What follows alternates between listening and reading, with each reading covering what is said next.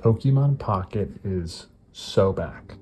This feels like a triumphant return to the glory days of Pokemon Pocket's top tier art and interesting card designs. The last couple sets have left me wondering about the direction that Dina was taking with this game. But I gotta say, this set is absolutely nuts. And today I'm gonna break down the cards that I am including in my physical tabletop Pokemon Pocket Draft Cube. That sounds interesting to you? Stick around. First card is Flapple, replacing Ariados. Ariados never had much impact, and while I like the idea of increasing retreat cost, Flapple's increasing the cost of attacks is just way more impactful. This is an easy change. The next card breaks a personal rule of mine, but I'm putting one prize Celebi from this set that has the Memory Light ability. Memory Light is probably my favorite card in the cube, and having another effect that grants that ability is fantastic. Shaman, showing its age. Healing 10 damage just doesn't have the impact that it used to, and I am still including Celebi EX.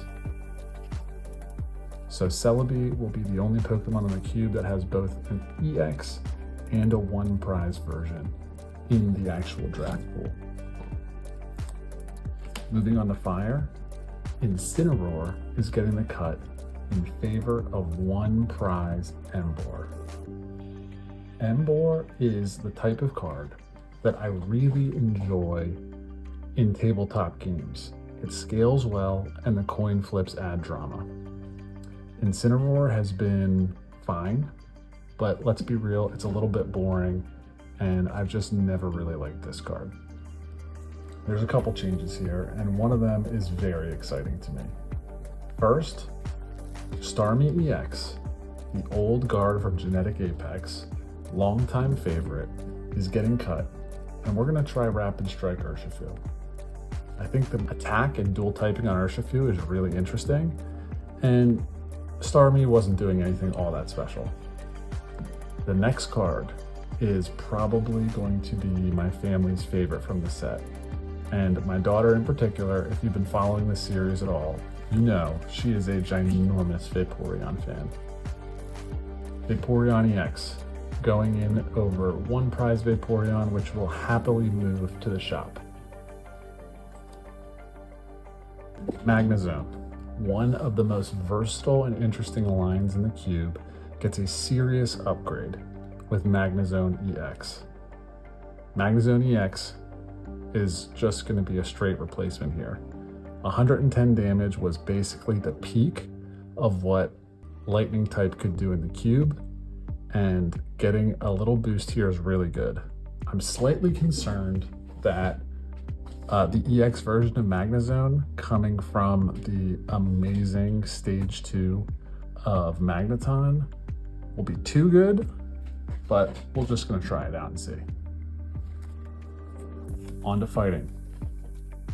One prize Lucario stays in, but Mega Lucario is going in the shop. The attack is incredibly efficient. This is a high watermark for damage output in the cube, and I'm a little hesitant to throw it right into the draft pool. And I also really like Lucario's fighting coach ability. So I'm gonna add it, but I'm gonna add it at the cost of a shop ticket. It goes in the shop binder. Zoroark EX is a card I'm really excited to see for Darkness. Darkness has been starved for good EXs for the entirety of the game, and Zoroark EX plays really well with some of the bench strategies that Darkness likes to use. Regular one prize Zoroark is an easy cut here for me. The next cut in Darkness is actually for a basic Pokemon, Bombardier. I love Bombardier's bench ability. Reducing retreat cost is really cool in a limited environment, and Toxapex has been the weakest of my Darkness cards in the cube. So this is a pretty easy change for me.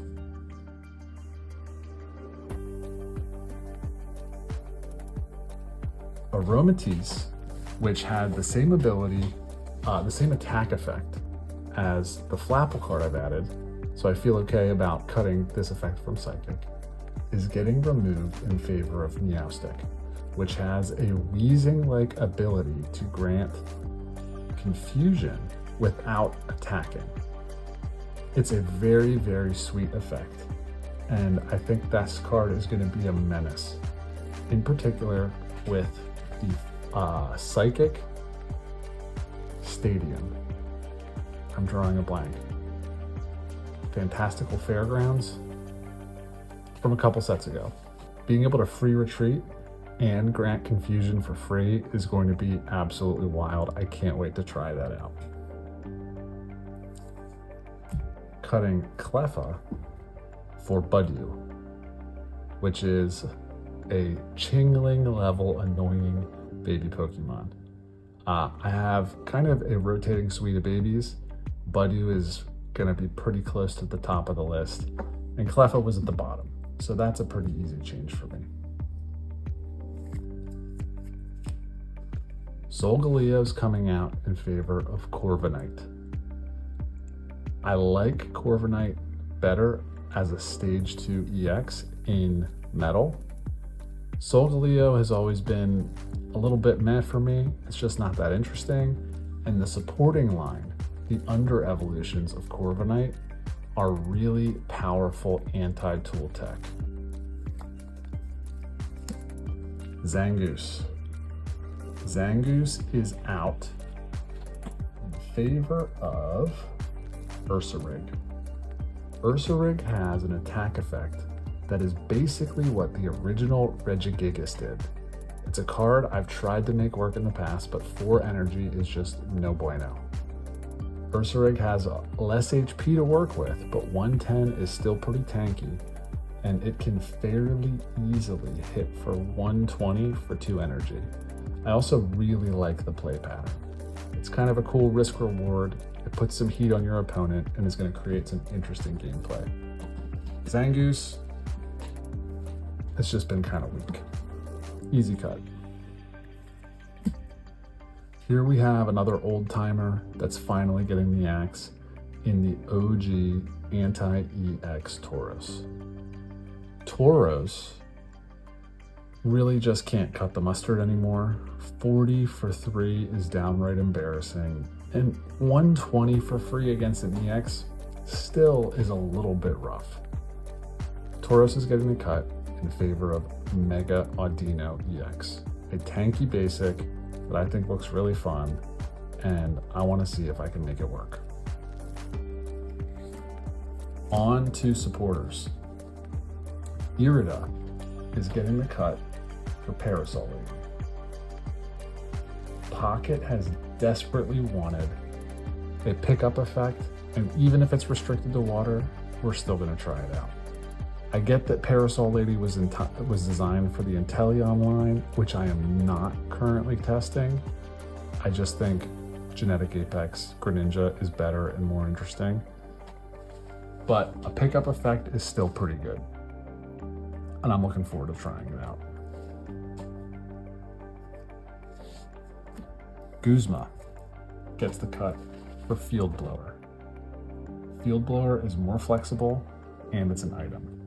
Guzma's been just fine.